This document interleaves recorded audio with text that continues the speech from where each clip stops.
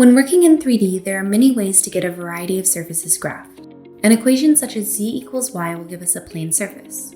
To visualize some other surfaces, let's use the sphere command with a center at the point 0, 0, 0 and radius of 1. We can graph a couple more spheres, our next with a center at 2, 0, 0 with radius 2, and finally one with center at -1, 0, 0 and radius 3. Though we know all these surfaces have been graphed, we currently can't visualize them all at the same time because they are all shaded as solid objects.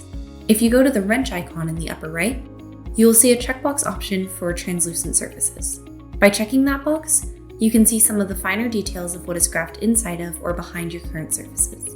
In our graph, we can see through to the other side of our plane as well as the smallest sphere inside of the larger spheres. For more tips and tricks with the Desmos tools, head to help.desmos.com.